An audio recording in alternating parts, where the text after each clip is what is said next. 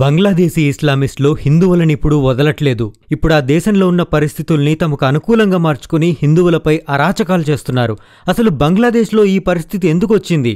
ఒకప్పుడు తూర్పు పాకిస్తాన్ అయిన బంగ్లాదేశ్ 1971లో పాకిస్తాన్ నుంచి స్వాతంత్ర్యం పొందింది.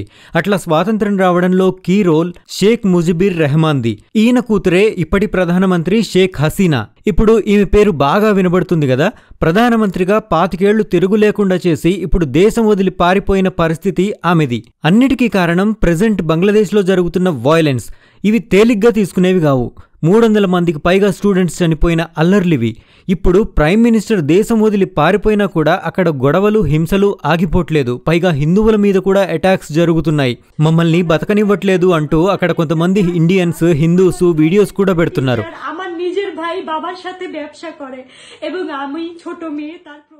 అసలు ఇంతకీ బంగ్లాదేశ్లో ఇంత క్రైసిస్ ఎందుకు వచ్చింది? ప్రధాని దేశం వదిలి పారిపోయేంతలాగా అక్కడ ఏం జరిగిందో ఇప్పుడు తెలుసుకుందాము. షేక్ హసీనా 1947లో పుట్టారు. 1971లో పాకిస్తాన్ నుంచి బంగ్లాదేశ్కి ఇండిపెండెన్స్ వచ్చింది. పాకిస్తాన్ నుంచి స్వాతంత్రం తెచ్చే ఉద్యమానికి హసీనా తండ్రి షేక్ ముజిబుర్ రెహమాన్ లీడర్గా ఉండేవాడు. తర్వాత ఈయన బంగ్లాదేశ్ ప్రెసిడెంట్గా, ఆ తర్వాత ప్రధానిగా కూడా పనిచేశాడు. అలా ఆయన్ని బంగ్లాదేశ్ పితామహుడిగా ప్రజలు పిలిచేవాళ్లు. 1975 ఆగస్టులో ముజిబుర్ ఆయన భార్య, 3 కొడుకుల్ని అంటే హసీనా ఫ్యామిలీ మొత్తాన్ని వాళ్ల ఇంట్లోనే మిలిటరీ ఆఫీసర్స్ దారుణంగా హత్య చేశారు. అట్లా షేక్ హసీనా ఫ్యామిలీలో మిగిలింది షేక్ హసీనాతో పాటు ఆమె చెల్లి షేక్ రెహానా మాత్రమే. అయితే అప్పట్లో ఆ సమయంలో షేక్ హసీనా యొక్క ఏజ్ 28 ఏళ్లు. అట్లా ఆ ఇంట్లో ఫ్యామిలీని మొత్తం చంపేసిన ఆ రోజు ఈ ఇద్దరు అక్క చెల్లెళ్ళు విదేశాల్లో ఉండడం వల్ల ప్రాణాలు దక్కించుకోగలిగారు. సో పేరెంట్స్, బ్రదర్స్ హత్యకి గురైన తర్వాత హసీనా బంగ్లాదేశ్ని వదిలేయాల్సి వచ్చింది. అట్లా 6 ఇయర్స్ ఇండియాలో ఉన్నారు. తన తండ్రి స్థాపించినటువంటి పొలిటికల్ పార్టీ ఉంది కదా, అవామీ లీగ్ అనేది, ఆ పార్టీకి చీఫ్గా ఎన్నికైన తర్వాత 1981లో బంగ్లాదేశ్కి హసీనా తిరిగొచ్చారు. అప్పటికి బంగ్లాదేశ్లో మనలాగా గవర్నమెంట్ అనేది లేదు. ఆ దేశ ఆర్మీనే బంగ్లాదేశ్ని పరిపాలిస్తూ ఉండేది. అట్లా కాదని చెప్పి ప్రజలు ఎలక్ట్ చేసుకునే ప్రభుత్వం ఉండాలని చెప్పి డెమోక్రసీ కోసం హసీనా బాగా పోరాడారు. అట్లా ఎన్నోసార్లు హౌస్ అరెస్టులు కూడా ఫేస్ చేశారు. 1991లో బంగ్లాదేశ్ ఎన్నికల్లో ప్రభుత్వం ఫామ్ చేయడానికి మెజారిటీని అవామీ లీగ్ పార్టీ గెలవలేదు. సో మళ్ళీ 1996లో వచ్చిన ఎన్నికల్లో అవామీ లీగ్ గెలిచింది. హసీనా ఫస్ట్ టైం పీఎం అయ్యారు. మళ్ళీ 5 ఇయర్స్లోనే ఆ పదవి కోల్పోయారు. అప్పుడు ప్రతిపక్షంలో ఉన్నప్పుడు ఎన్నోసార్లు హసీనా అరెస్ట్ అయ్యారు. ఆమెని చంపడానికి ఎంతోమంది ట్రై చేశారు. 2004లో జరిగిన ఒక మర్డర్ అటెంప్ట్లో ఆమెకి కొంచెం చెవుడొచ్చిందని అంటారు. 2008 ఎలక్షన్స్లో ఆమె భారీ మెజారిటీతో తిరిగి అధికారం దక్కించుకున్నారు బంగ్లాదేశ్లో. ఆ తర్వాత 2024 ఆగస్టు దాకా తిరుగే లేకుండా పోయింది హసీనాకి. 1971కి ముందు పాకిస్తాన్తో స్వాతంత్ర్యం కోసం ఎన్నో యుద్ధాలు జరిగాయి. అప్పటి యుద్ధ నేరాల మీద హసీనా ఒక ట్రిబ్యునల్ని అపాయింట్ చేశారు. అట్లా అపోజిషన్ పార్టీలకు చెందిన కొంతమంది నేతల్ని ట్రిబ్యునల్ దోషులుగా తేల్చింది. అవామీ లీగ్ లాగానే ఇంకొక పార్టీ బంగ్లాదేశ్ నేషనల్ పార్టీ అని బంగ్లాదేశ్లో ఉంది. ఆ పార్టీ చీఫ్ ఖలీదా జియాకి 17 ఇయర్స్ జైలు శిక్ష పడింది. ఇంకో పార్టీ జమాత్ ఏ ఇస్లామీ, ఈ పార్టీ కూడా ఎన్నికల్లో పాల్గొనకుండా 2013లో బ్యాన్ చేశారు. అట్లా షేక్ హసీనా తనకి అపోజిషన్ అనేది లేకుండా, ఎవ్వరూ అడ్డు లేకుండా చేసుకున్నారు. అందుకే 25 ఏళ్ల నుంచి పీఎంగానే వరుసగా కంటిన్యూ అవుతూ తిరుగులేని లీడర్గా ఎదిగింది షేక్ హసీనా. ప్రపంచంలో ఇన్నేళ్లుగా ఒక దేశాన్ని పరిపాలించిన మహిళా నేత ఈమె ఒక్కతి మాత్రమే. అయితే ఇప్పుడు ఒక చిన్న ఆందోళనగా మొదలైనటువంటి రిజర్వేషన్స్ మూవ్మెంట్ ఏకంగా హసీనా భవిష్యత్తునే చీకటి చేసింది. 1971లో బంగ్లాదేశ్ విమోచన యుద్ధంలో పోరాడిన వారి ఫ్యామిలీలకి గవర్నమెంట్ జాబ్స్లో 30% రిజర్వేషన్ని తీసుకురావడం అనేది ఇప్పుడు హసీనా కొంపముంచింది. అవామీ లీగ్ సపోర్టర్స్కి లాభం వచ్చేలాగా ఆ రిజర్వేషన్స్ ఉన్నాయని చెప్పి ప్రొటెస్టులు మొదలయ్యాయి. నిజానికి ఇవి ఫస్ట్లో 1972లోనే హసీనా తండ్రి షేక్ ముజిబుర్ ఉన్నాడు కదా, ఆయనే తీసుకొచ్చారు. బంగ్లాదేశ్ సివిల్ సర్వీసెస్లో రిజర్వేషన్స్ తీసుకొచ్చారు. స్వాతంత్ర సమరయోధులకి 30%, యుద్ధం జరిగినప్పుడు శత్రువుల చేతుల్లో అత్యాచారాలు లాంటివి ఎదుర్కొన్నటువంటి మహిళలుంటారు కదా, వాళ్ళకి 10% రిజర్వేషన్స్ కల్పించారు. ఇంకా మిగతా వర్గాలకు కూడా కొంత రిజర్వేషన్ ఉంది. 1996 వచ్చేకల్లా స్వాతంత్ర సమరయోధులు చనిపోవడమో లేదంటే ముసలివాళ్ళు అవడమో జరుగుతుంది కదా. సో అప్పుడు ఆ రిజర్వేషన్స్ కోటాని వాళ్ళ పిల్లలకు కూడా అప్లై అయ్యేలాగా చేశారు. అట్లా వాళ్ళ మనవళ్ళు మనవరాళ్లకు కూడా రిజర్వేషన్స్ తీసుకొచ్చారు. కానీ టాలెంట్ బేస్డ్గానే రిక్రూట్మెంట్ జరగాలని చెప్పి విద్యార్థులు డిమాండ్ చేస్తూ ఉండేవాళ్ళు అప్పట్లో.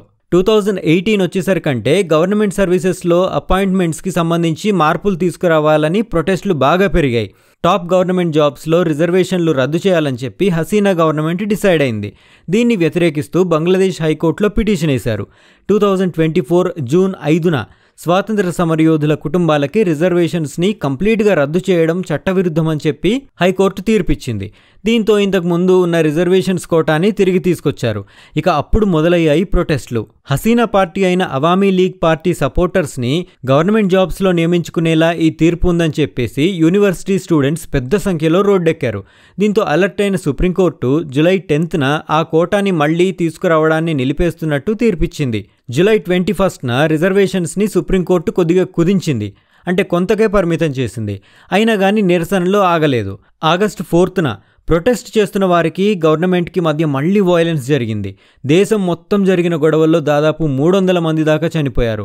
హసీనా రాజీనామా చేయాలని డిమాండ్లు ఇంకా ఎక్కువయ్యాయి.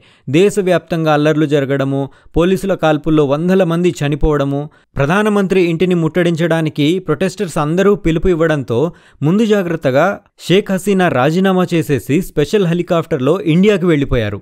ఆ తర్వాత ప్రొటెస్టర్స్ అందరూ ప్రధానమంత్రి ఇంటిని ఎట్లా చేశారో మనమందరం వీడియోలో చూసాము. అయితే షేక్ హసీనా ఇండియాకు వస్తానని చెప్పి కొద్దిసేపు ముందే ఇండియన్ గవర్నమెంట్కి ఇన్ఫర్మేషన్ ఇచ్చింది. అట్లా మిలిటరీ హెలికాప్టర్లో స్టార్ట్ అయింది. దీంతో Indian army Bharat Bangladesh border air స్పేస్లో నిఘా ఉంచింది. అటువైపు నుంచి వచ్చే షేక్ హసీనా హెలికాప్టరు భారత్లోకి సేఫ్గా వచ్చేటట్టుగా వెస్ట్ బెంగాల్లోని ఒక ఎయిర్ బేస్ నుంచి ఇండియన్ ఎయిర్ ఫోర్స్కి చెందిన రఫేల్ యుద్ధ విమానాలు వెళ్లి షేక్ హసీనా ప్రయాణిస్తున్నటువంటి హెలికాప్టర్కి చుట్టూ కాపలాగా ఉన్నాయి. బీహార్, జార్ఖండ్ మీదుగా యూపీలోని హిందన్ ఎయిర్ బేస్లో షేక్ హసీనా హెలికాప్టర్ దిగేలా చేశాయి. బంగ్లాదేశ్ నుంచి ఇండియాకొచ్చి ఇండియా నుంచి లండన్కి వెళ్లాలనేది ఆమె ప్లాన్. కానీ లండన్ రూల్స్ ప్రకారం హసీనాని అక్కడికి పర్మిట్ చేయలేదు. దీని మీద యూకే హోమ్ మినిస్ట్రీ ఒక స్టేట్మెంట్ కూడా ఇచ్చింది. అయితే బంగ్లాదేశ్ జనాభాలో ముస్లిమ్స్ 91.04% ఉంటారు. అక్కడ హిందువులు 8% లోపే ఉంటారు. అంటే బంగ్లాదేశ్లో మైనారిటీస్ ఎవరు? హిందువులు. మరి ఇండియాలో మైనారిటీస్ ఎవరెవరో కామెంట్ చేయండి. సరే, అయితే బంగ్లాదేశ్లో హిందువుల ఇళ్ళు, వాళ్ల వ్యాపారాల మీద దాడులు చేయడం మొదలుపెట్టారు. షేక్ హసీనా దేశం వదిలి పారిపోయిన తర్వాత కూడా హిందువుల మీద దాడులు పెరిగాయి. దాదాపు 27 డిస్ట్రిక్ట్స్లో హిందువుల మీద అటాక్ చేసి వాళ్ల వాల్యుబుల్స్ని దోచుకున్నారు. దేశవ్యాప్తంగా 4 గుడులని, ఇస్కాన్ టెంపుల్ని కూడా నాశనం చేశారు. ఈ చేసిందంతా ఎవరంటే ఇస్లామిస్ట్ తీవ్రవాదులు. వీళ్ళందరూ హిందూ కమ్యూనిటీకి వ్యతిరేకంగా దేశంలో ఈ రాజకీయ గందరగోళాన్ని ఉపయోగించుకున్నారు. హిందువుల ఇళ్లపై అటాక్స్ చేసి వాటిని తగలబెట్టి మహిళల్ని కూడా పాడు చేస్తున్నట్టుగా అక్కడ మీడియా చెప్తుంది. సరైన లీడర్షిప్ లేకపోవడం వల్ల ఇప్పుడు దేశంలో ధైర్యంగా ఉన్న ఇస్లామిస్ట్ గ్రూపులు మైనారిటీలుగా వివక్ష, హింసకు గురవుతున్న హిందువుల్ని ఇప్పుడు టార్గెట్ చేస్తున్నాయి. ఇదొక ఛాన్స్గా ఇస్లామిస్ట్ గ్రూపులు తీసుకున్నాయి. బంగ్లాదేశ్లోని హిందువుల కోసం హెల్ప్ లైన్ నెంబర్లు కూడా విడుదల చేసింది అక్కడి ఆర్మీ. అయితే బంగ్లాదేశ్లో హిందువులకి ఎప్పుడూ రక్షణ అనేది లేనేలేదు. వాళ్ళు ఎప్పుడూ అభద్రతాభావంతోనే ఉన్నారు. దానికి ప్రూఫ్ ఈ గ్రాఫ్ చూడండి. 1951లో హిందూస్ 22% ఉంటే 2023 కల్లా 7.5% ఉన్నారు. అందరూ పక్క దేశాలకి, మెయిన్గా ఇండియాకి వలసలు వచ్చేశారు. సో బంగ్లాదేశ్లో పరిస్థితులన్నీ నార్మల్ సిచ్యువేషన్కి రావాలని, అక్కడ హిందువులతో పాటు వేరే మైనారిటీస్ అందరూ కూడా సేఫ్గా ఉండాలని చెప్పి మనం కూడా ప్రే చేద్దాం. సో ఈ వీడియోలో నా ఎక్స్ప్లెనేషన్ మీకు నచ్చితే కనుక ఈ వీడియోని లైక్ చేయండి, షేర్ చేయండి. అట్లాగే ఈ విషయంలో మీకు ఏమైనా డౌట్స్ ఉంటే కనుక కామెంట్ చేయండి, నేను తప్పకుండా రిప్లై ఇస్తాను.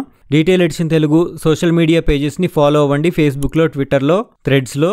సో తప్పకుండా సబ్స్క్రైబ్ చేసుకోండి డీటెయిల్ ఎడిషన్ తెలుగు ఛానల్ని. ఇంకో వీడియోలో మళ్ళీ కలుస్తాను.